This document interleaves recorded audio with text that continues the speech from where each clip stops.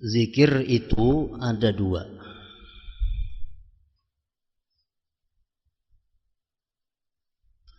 Zikrullah yang kamu lakukan sendiri. Zikrullah yang kamu lakukan sendiri. Zikrullah baina nafsika wa bainallah. Wa ma ahsanahu wa azama ajrah. Alangkah bagusnya dan alangkah besarnya pahalanya orang yang berzikir antara dia dan Allah. Dan yang lebih afdal daripada itu,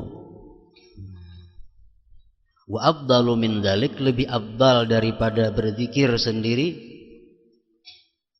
lebih afdal daripada itu zikir dan zikrullah yang kamu lakukan ketika engkau berhadapan dengan hal-hal yang diharamkan Allah Subhanahu wa ta'ala. Ini lebih besar pahalanya, lebih besar faidahnya. Jadi kalau kita misal berjamaah, kita saurangan di dalam kamar, kita berzikir la ilaha illallah, la ilaha illallah, la ilaha illallah, itu sudah sangat besar pahalanya.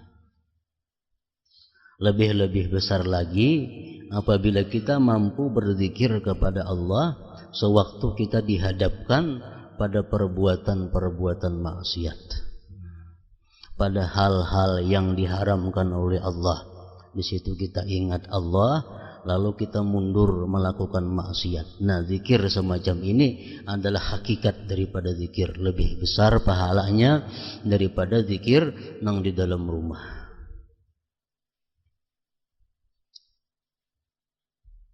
Banyak diceritakan di dalam hadis-hadis Rasulullah Sallallahu Alaihi Wasallam tentang keutamaan orang-orang yang begitu dihadapkan kepada maksiat, dia ingat Allah, lalu dia mundur daripada maksiat. Orang ini dapat kedudukan yang tinggi di akhirat. Di antaranya hadis yang mengatakan bahwa ada 7 macam golongan manusia yang di padang mahsyar nantinya mendapat naungan Allah pada hari yang tidak ada naungan selain naungan Allah. Artinya orang lain di padang mahsyar itu kepanasan, orang lain tinggal beberapa kilan jaraknya daripada matahari. Nah, 7 macam golongan manusia ini dapat payung dari Allah, lindungan Allah. Salah satu nang 7 itu adalah orang yang sudah berhadapan dengan maksiat. Orang yang sudah berhadapan dengan maksiat. Dalam hadis dicontohkan zina. Sudah begitu ingin melakukan zina, dia ingat kepada Allah, lalu kada jadi. Nah, inilah dimaksud yang paling afdal zikir itu.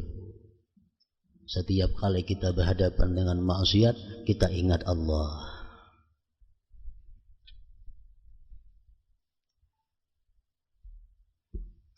Dalam Al-Quran firman Allah Subhanahu wa ta'ala menyatakan, innal ladzina taqaw idza massahum dhaifum minasy syaitan tadzakkaru fa idza hum mubsirun.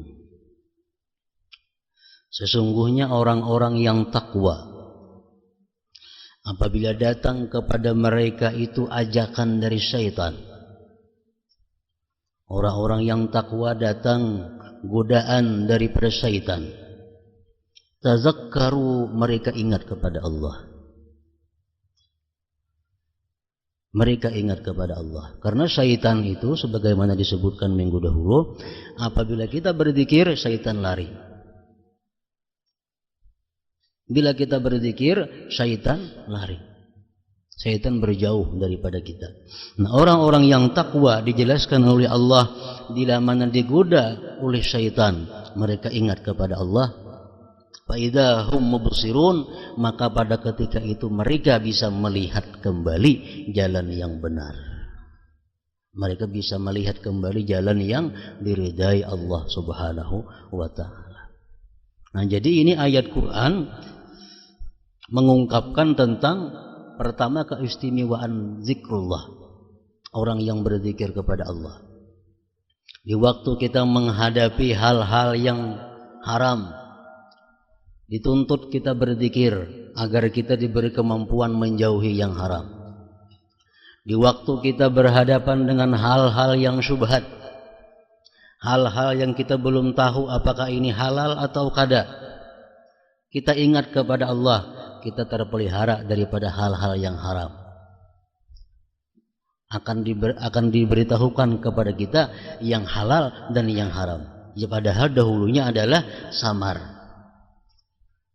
Ada perbuatan atau pekerjaan, bolehkah ini, kadakah, bolehkah, kadakah. Bahwa beringat lawan Allah, bahwa berzikir, Allah akan memberi kita jalan bahwa ini boleh atau kada. Kalau itu boleh, Allah berikan kita ilmu bahwa itu boleh. Kalau itu kada boleh, Allah berikan kita ilmu itu kada boleh. Nah, sama halnya menghadapi yang syubhat, menghadapi hal yang belum jelas halal haramnya, kita berzikir kepada Allah, kita diberitahu oleh Allah bahwa ini haram atau ini halal.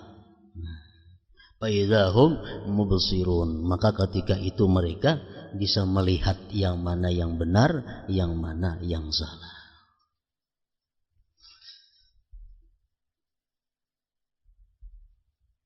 Nah, dalam terjemah di sini ada tertinggal sedikit kalimatnya daripada yang bahasa Arabnya. Al-Hasanul Basri rahimahullah berkata, zikir itu ada dua. Zikrullah yang kamu lakukan sendiri, alangkah besar pahalanya dan bagus pahalanya. Nah, tinggal itunya. Zikrullah yang kamu lakukan sendiri alangkah besar dan bagus pahalanya. Dan yang lebih besar daripada itu, zikrullah yang kamu lakukan ketika engkau berhadapan dengan hal-hal yang diharamkan Allah. Nah, itu aturannya terjemahnya. Karena bahasa Arabnya tadi, zikrullah baina nafsika wa bainallah wa ma ahsanah wa a'zama ajrah. Wa afdalu min dzalik zikrullah indama harramallahu ta'ala.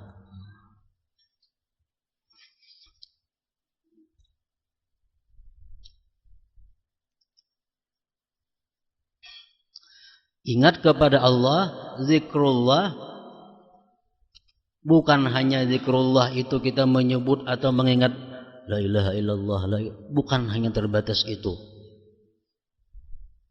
Kita mengingat sesuatu yang disuruh Allah mengingatnya termasuk zikrullah.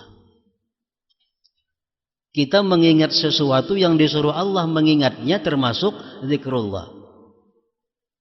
Contohnya sabda Rasulullah, aksiru zikra hazimil lazzat. Banyak-banyaklah kalian mengingat kematian. Nah, kalau kita mengingat kematian termasuk zikrullah. Kenapa? Karena mengingat itu disuruh oleh Allah.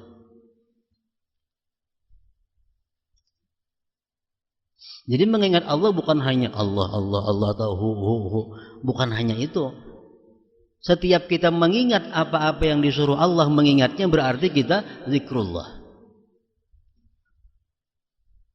Kita misal kada ingat lagi hukumnya apakah itu halal atau kada. Kada ingat lagi hukumnya ini boleh atau kada.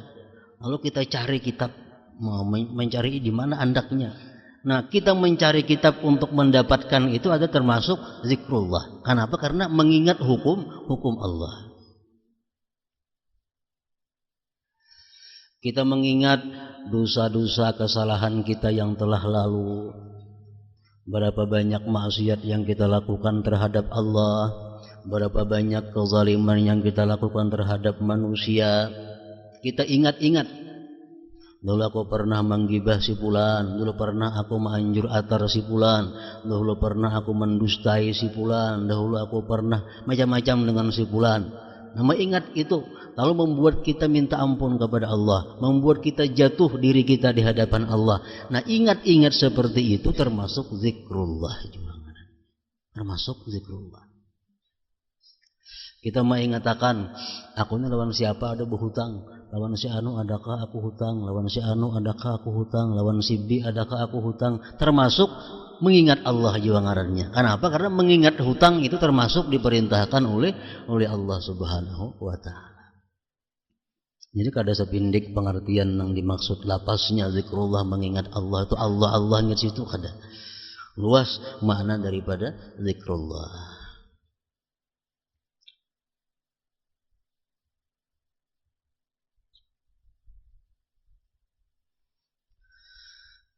Allah Ta'ala mewahyukan wala zikrullahi akbar, wala zikrullahi akbar. Rancak tiap minggu khatib atas mimbar, wala zikrullahi akbar wallahu ya'lamu ma tasna'un. Artinya, dan sesungguhnya zikir kepada Allah itu lebih besar.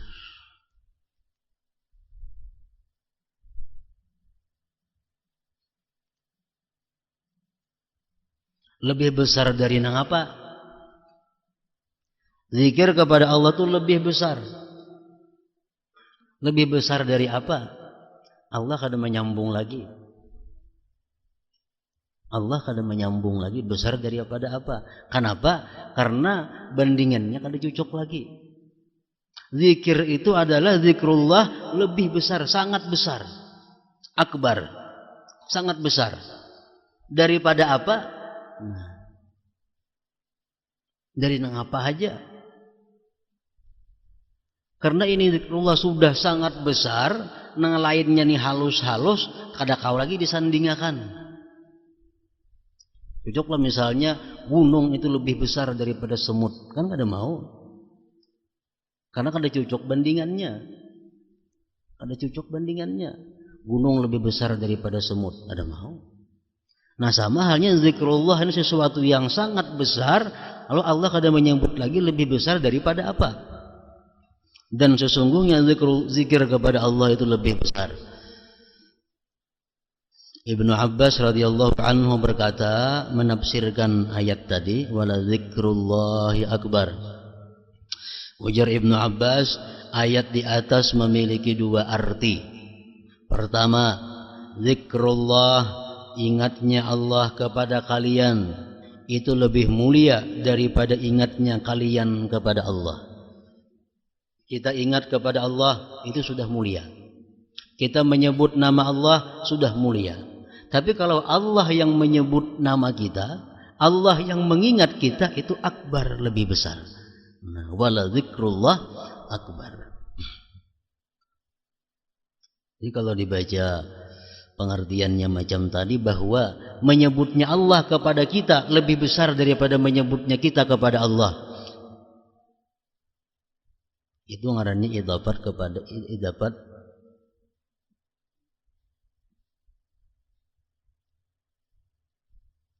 masdar kepada fa'il. Sungguh menyebutnya Allah kepada kalian lebih besar daripada menyebutnya kalian kepada Allah. Nilainya, misalnya kita nih seberapa banyak menyebut Allah, Allah, Allah, Allah, Allah, Allah. Kalau Allah menyebut ngaran kita, sekali aja Allah menyebut ngaran kita, lebih besar sebutan Allah itu nilainya.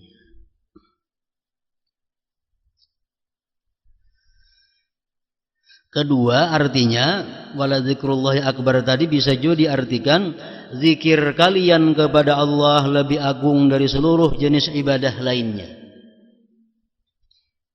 Zikir kalian kepada Allah lebih agung dari seluruh jenis ibadah lainnya yang tidak ada zikir kepada Allah.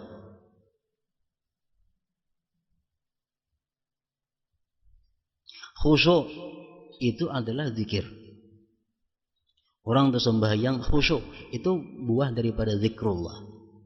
Kalau orang kada zikrullah dalam sembahyang, kada bisa khusyuk. Allah memerintahkan kita sembahyang apa? Li zikri, supaya kita ingat lawan Allah. Jadi inti daripada sembahyang itu adalah zikrullah. Sembahyang itu macam salupa aja. Sembahyang itu macam salupa atau macam kadut. Mutiara nang di dalamnya itu adalah zikrullah. Mutiara di dalamnya adalah zikrullah.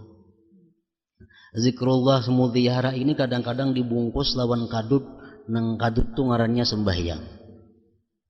Kadang-kadang mutiara zikrullah ini dibungkus dengan salupa. Salupanya itu adalah zakat. Zikrullah ini mutiara kadang-kadang dibungkus Allah dengan salupa. Salupanya haji, puasa, sedekah dan lain sebagainya. Inti daripada semua ibadah itu adalah zikrullah, mengingat Allah.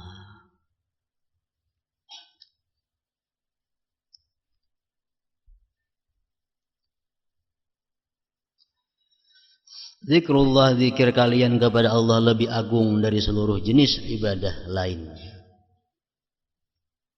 Amal ibadah seapa banyaknya, seapa baiknya, seapa bagusnya, kalau kada ikhlas kada diterima oleh Allah. Siapa kan yang beramal, siapa kan yang beribadah, seapa banyaknya, kalau inya kada ikhlas kada diterima oleh Allah. Ikhlas itu apa artinya? Mengesahkan Allah dalam tujuan ibadah, berarti zikrullah ngarannya. Setiap kita beramal ikhlas berarti amal kita zikrullah. Bila kita beramal ini kada ikhlas, kada zikrullah ngarannya.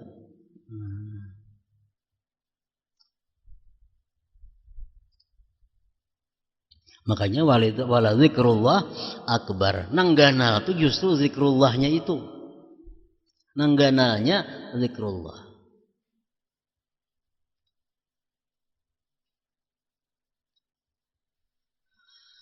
Allah Ta'ala mewahyukan fazkuruni azkurkum.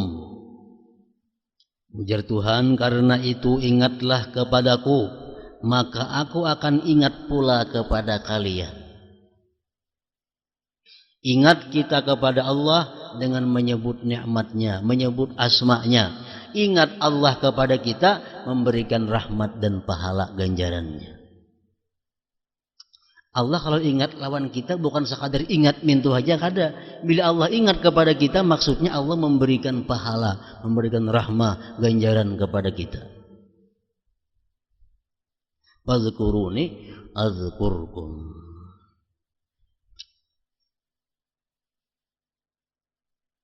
Para ulama sufi mengatakan bahwa kalau kita hendak mengetahui seapa perhatian Allah terhadap kita, seberapa besar perhatian Allah kepada kita, kita pandang hati kita, seapa besar ingat kita kepada Allah. Agungkah kita di sisi Allah?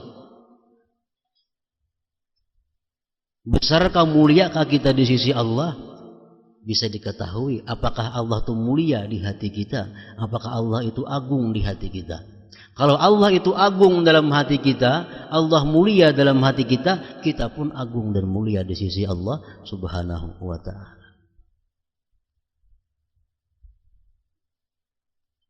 Fazkuruni azkurkum. Ada hadis yang mengatakan, maksudnya ujar hadis itu, kalau kamu marah, kalau kamu sedang marah, ingatlah kepada Allah. Niscaya Allah akan sayang kepadamu pada waktu kau berbuat hal-hal yang membuat Allah marah. Waktu kita sedang marah, kita ingat kepada Allah, kita tahan marah kita. Maka Allah pun akan menahan marahnya pada waktu kita melakukan hal-hal yang membuat Allah marah. Bandingannya sama aja itu masuk dalam pemahaman uzkuruni azkurkum.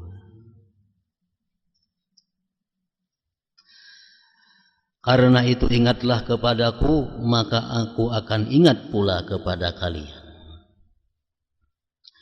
Uzkurullaha dzikran katsira. Suratul Ahzab 41. Uzkurullaha dzikran katsira. Berzikirlah kepada Allah dengan zikir yang banyak.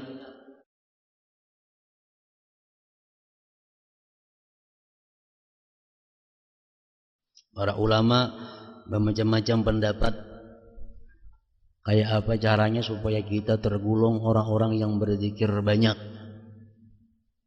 Allah kadang menentukan batasnya berapa.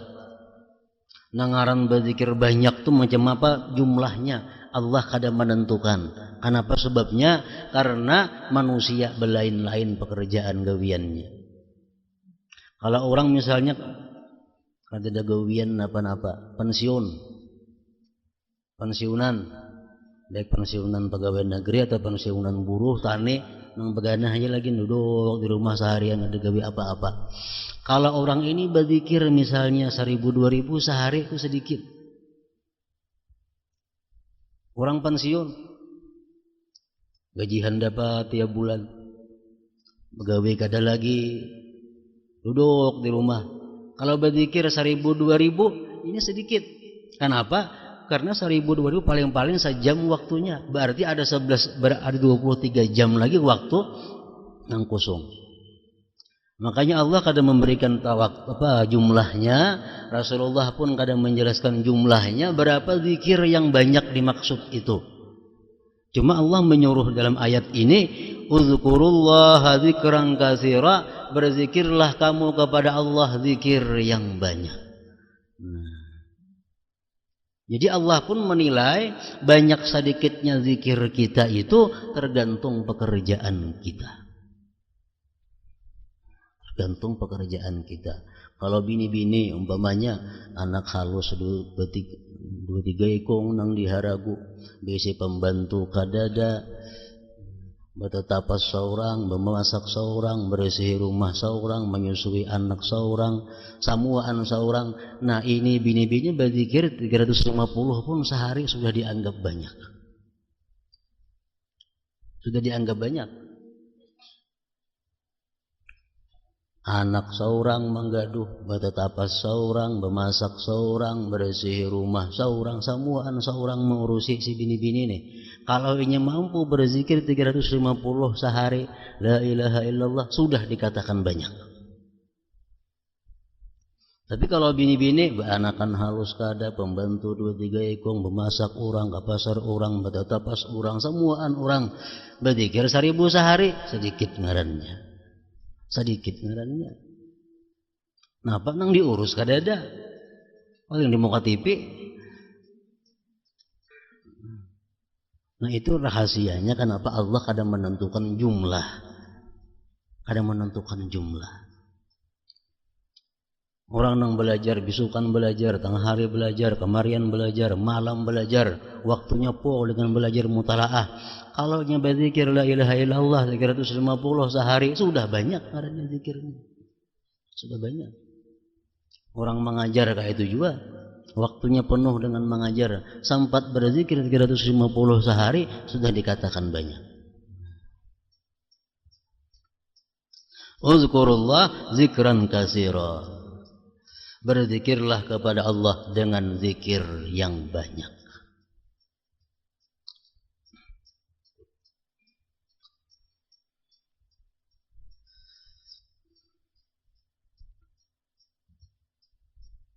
Bagi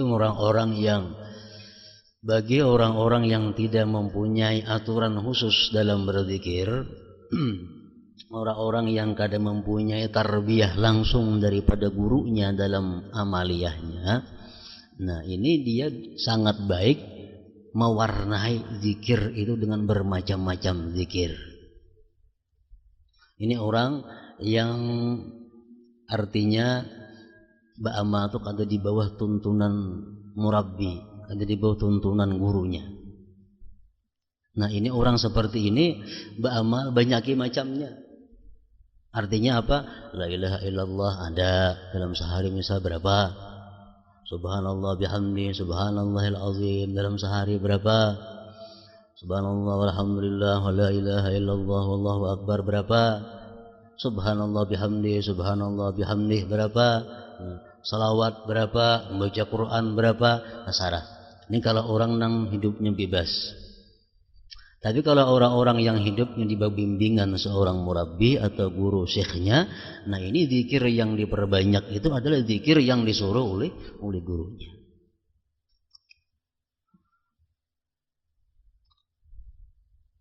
Macam kita membaca Ratibul Atas atau Ratibul Haddad, Ratibul Idrus, misal kita baca bisukan, kita baca kamarian, itu komplit sudah. Istighfarnya ada, la haulanya ada, hasbunallahnya ada, salawatnya ada, subhanallah bihamdihnya ada, ayat Qur'annya ada, macam-macamnya ada. Itu sangat bagus dibaca bisukan kamarian bagi orang-orang yang secara umum ba'amaliyah ada di bawah bimbingan seorang guru. Itu komplit.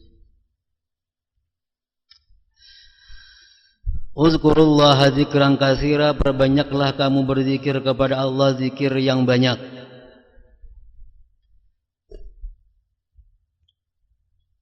Para ulama meneliti bahwa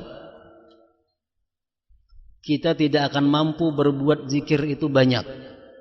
Kita kadang akan mampu berzikir banyak apabila satu, dalam diri kita ada akhlak-akhlak munafik. Dalam keterangan minggu dahulu, kalau kita masih suka berdusta, kita masih suka menyalahi janji, kita masih suka khianat dalam amanah. Nah, nang 3 perkara ini kalau ada kau banyak berzikir. Kenapa? Karena kita masih tergolong orang munafik. Karena dalam hati kita, dalam diri kita ada bagian munafik. Allah menyebutkan dalam Al-Quran, orang munafik itu wala yadhkurunallaha illa qalila. Orang munafik tidak bisa berzikir kepada Allah melainkan sedikit. Ya tadi pensiunan 100 zikir sehari. Bini-bini nang kada begawian di rumah apa-apa, kada sing zikiran. Barangkali pertama sebabnya dalam diri kita ada sifat-sifat kemunafikan. Yang kedua, yang menghambat kita rajin berzikir ini adalah kita masih suka menzalim sesama manusia.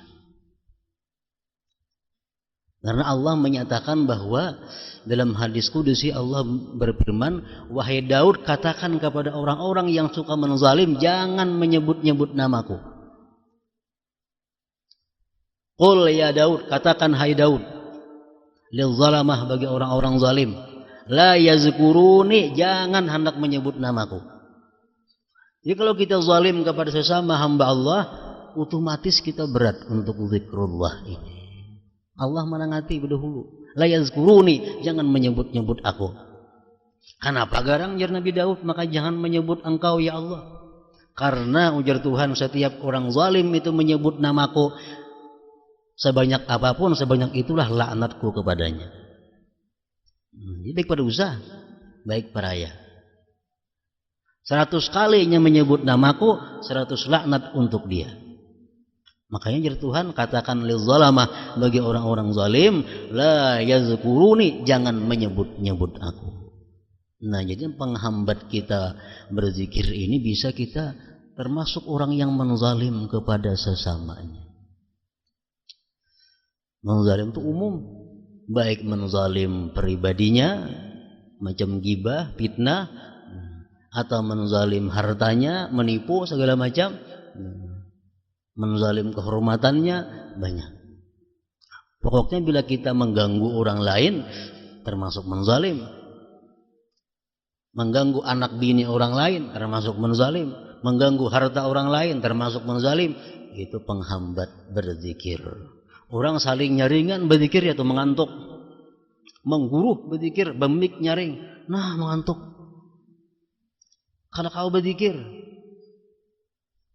ada kau. Kenapa? Dilarang oleh Allah lisannya untuk menyebut Allah. Kita itu ya lihat aja, ada gitu ya tiap majelis tuh, ringan zikir, bilang bergentaran langgar misalnya, tetap punya mengantuk. Ada mendengar apa-apa. Nah,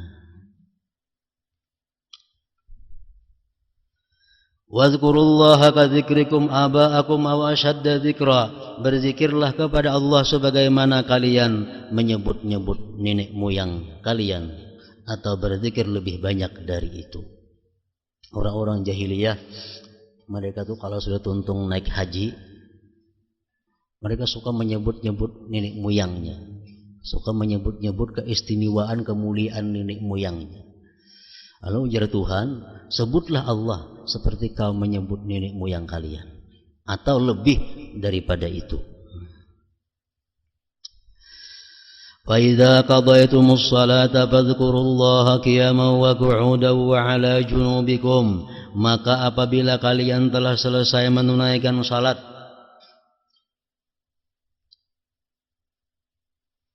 Assalamualaikum warahmatullahi, Assalamualaikum warahmatullahi, tuntung sembahyang. Jangan langsung mencapil berdiri. Maka ingatlah akan Allah. Ingatlah akan Allah. Sewaktu berdiri, duduk dan berbaring. Diatur sudah oleh Rasulullah. Barang siapa sembahyang 5 waktu, tuntung dia sembahyang, dia duduknya kada berubah, tetap bacaan, maka hukumnya sama lawan orang sembahyang. Adakah itu hadis?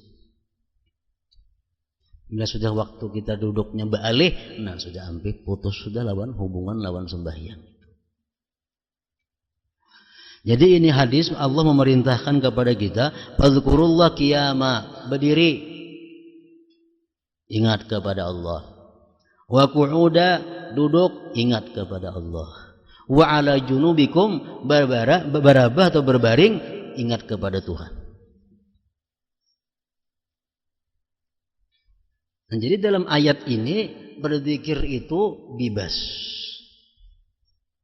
Sambil berdiri, sambil berjalan, sambil buka, sambil duduk, sambil berabah, tetap Allah menyuruh kita ingat lawan Allah Ta'ala. Wadhkur rabbaka fi nafsika tadarru'an wa khifatan wa dunal jahri minal qawli bil ghuduwi wal asal wa la takum minal ghafilin. Dan sebutlah nama Tuhanmu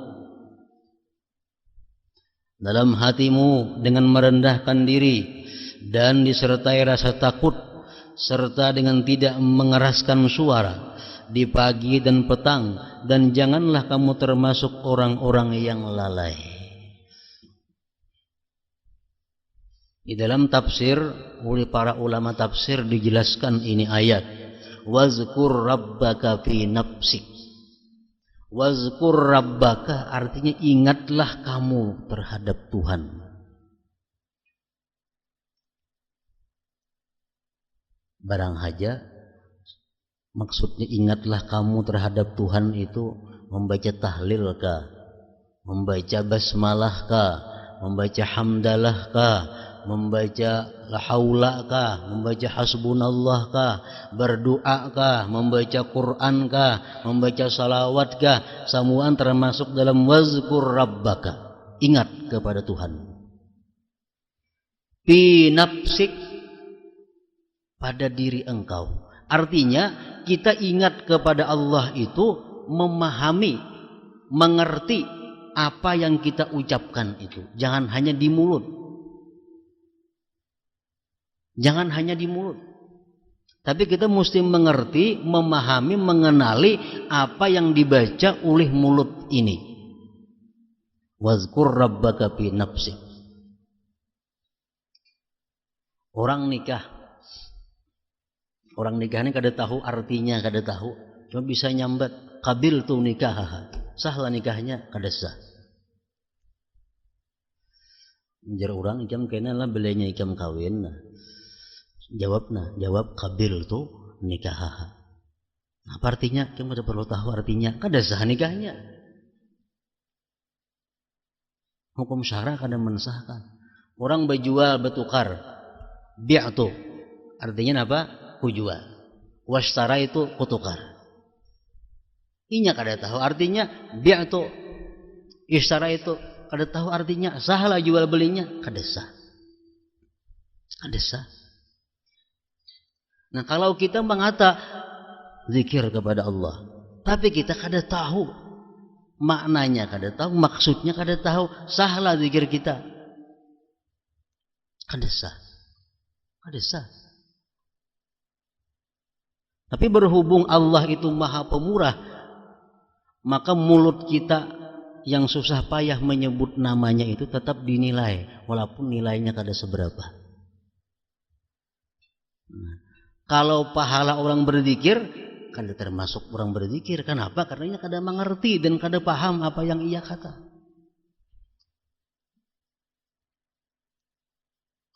Itu pengertian pinapsik. Wazkur rabbaka pinapsik. Ingat Tuhan engkau. Pinapsik pada diri engkau. Pada hati engkau. Jangan hanya ingat Tuhan itu di mulut. Nah, jadi dalam ayat ini Allah Subhanahu wa taala menyuruh kita berzikir dikaitkan dengan 6 perkara. 6 perkara. Wazkur rabbaka fi nafsika tadarruan wa khifatan wa dunal jahri minal qaul bil ghuduwi wal asal wa la takum minal ghafilin. Wazkur rabbaka, ingatlah Tuhanmu, berzikirlah kepada Tuhanmu. Itu dikaitkan. Pertama, fi nafsik. Zikir itu sampai ke hati-hati, sampai ke dalamnya.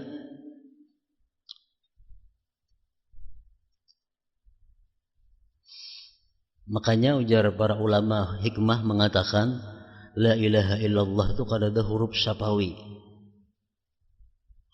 Orang-orang yang ahli tajwid mungkin tahu. Nah, apa itu huruf syafawi? La ilaha illallah itu kada ada termasuk sebuting pun huruf-huruf syafawi. Huruf-huruf bibir kada ada. Baca la ilaha illallah. Adalah bibir berfungsi di situ. Huruf bibir kada ada.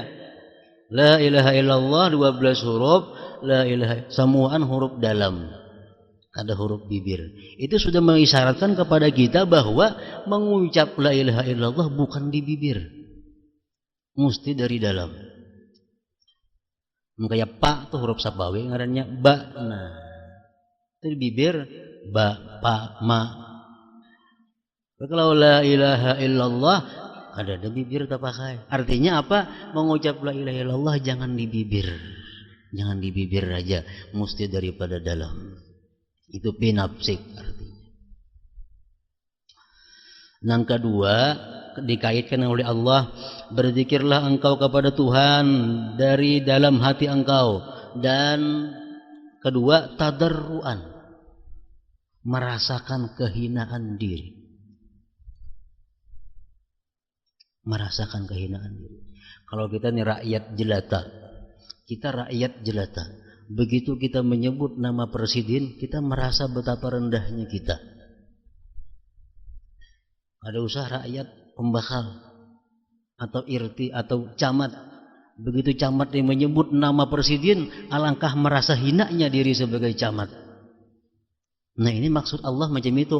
Begitu kita menyebut Allah, kita merasakan diri kita hina sebagai hamba. Tadarru'a itu artinya. Yang kedua, tadarru'a. Yang ketiga, wa khifah. Sebutlah nama Allah, ada perasaan takut.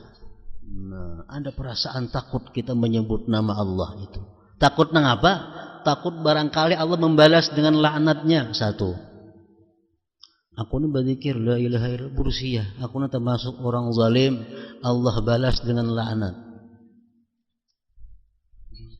Takut. Yang kedua, takut kalau ini aku berzikir kurang adab dengan Allah. Kurang adab, kurang etika dengan Allah. Nah. Yang keempat, dengan tidak mengeraskan suara. Dengan tidak mengeraskan suara. Artinya kita berzikir itu jangan sampai kedengaran orang lain, cukup seorang mendengar.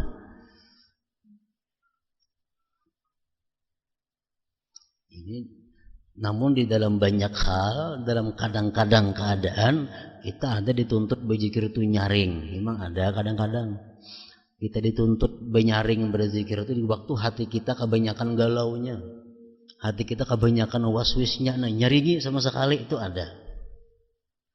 Atau waktu kita sedang berjamaah itu kada jadi masalah. Tapi kalau kita seorangan berzikir, hati kita tenang, itu mesti jangan nyaring, tidak mengeraskan suara, dan jangan juga gimit. Gimit itu nang seorang kada mendengar.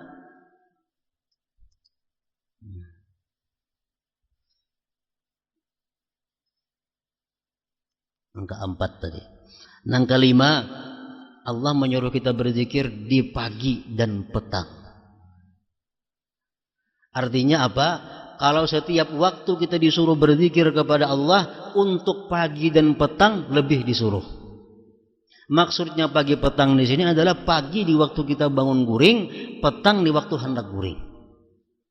Itu maksudnya.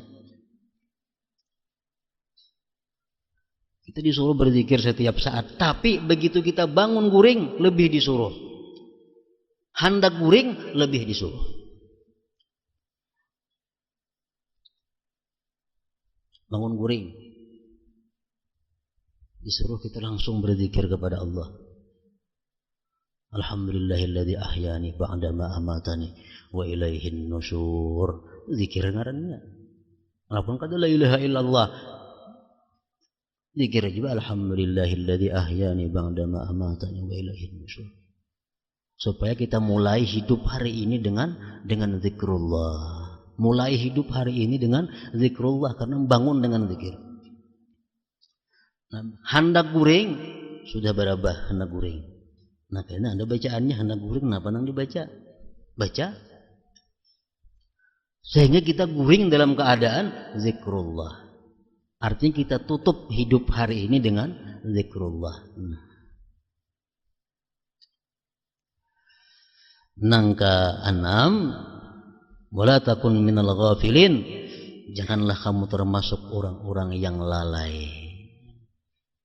Bangun guring lalai, hendak guring kada bebacaan, bangun guring kada bebacaan, apalagi tengah-tengahnya maginnya. Wala takun minal ghafilin. Dalam ayat di atas Allah Subhanahu wa taala menjelaskan bahwa lalai adalah lawan zikir. Zikir artinya selalu mengingat Allah dalam segala keadaan, tidak melalaikan kewajiban dan larangan yang telah Dia tetapkan. Inilah zikir hati yang hakiki. Zikir hati yang hakiki itu bila kita sudah mampu melakukan apa yang diperintah Allah, menjauhi yang dilarang oleh Allah. Ini zikir hakiki.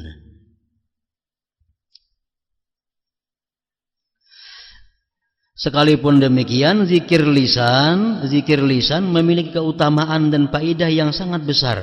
Dalam sebuah hadis kudusi Allah berfirman, "Ana ma'a abdi ma dzakarani wa taharrakat bi syafatah." Aku bersama hambaku selama dia berzikir kepadaku dan kedua bibirnya bergerak menyebutku. Hatinya berzikir, mulutnya bergerak. Nah, dalam hadis lain disebutkan asbih wa amsi wa lisanuka ratbum min bidzikrillah tusbih wa tumsi wa laisa 'alaika khati'ah. Lewatkan olehmu waktu pagi dan sore hari dengan lisan yang basah dengan zikrullah. Niscaya kamu berada di pagi dan sore hari tanpa dosa. Imbah sembahyang subuh ratibul atas, imbah maghrib ratibul haddad. Sudah kada ada dosa lagi beisian. Kada sing dosaan lagi. Hadis riwayat Abul Qasim Al-Asbahani dalam kitab At-Targhib wa Tarhib, antamu tawalisanu ratbum bi dzikrillah, matilah engkau dengan lisan yang basah dengan zikrullah. Aksiru min qawli la ilaha illallah qabla ayyuhala bainakum wa bainaha, perbanyaklah membaca kalimat la ilaha illallah sebelum engkau terhalang untuk mengucapkannya. Waktu sihat, waktu sigar, waktu kita masih bisa ada ikhtiar, baca la ilaha illallah. Karena ada satu saat yang kita hendak membaca, cuma kada kawal lagi membaca. Terutama dalam menghadapi sakaratul maut. Banyak hal, antaranya ada 5 yang dicatat oleh para ulama yang menyebabkan kita terhalang untuk mengucap la ilaha illallah ketika sakaratul maut. Pertama, uququl walidain, durhaka kepada orang tua. Orang-orang yang durhaka kepada orang tua, orang-orang yang semasa hidup menyakiti hati orang tua, belum sempat minta ampun, belum sempat minta halal, belum diridhai oleh kedua orang tuanya, orang ini dijamin mati kada akan bisa mengucap la ilaha illallah. Jangankan orang macam kita, sahabat Rasulullah mati kada kau mengucap la ilaha illallah karena durhaka kepada ibunya. Apalagi nang kada sahabat Nabi. Orang berperang umat Nabi, berjuang umat Rasulullah, luka berdarah umat Rasulullah, mati kada kau mengucap la ilaha illallah karena durhaka kepada ibunya. Apalagi kita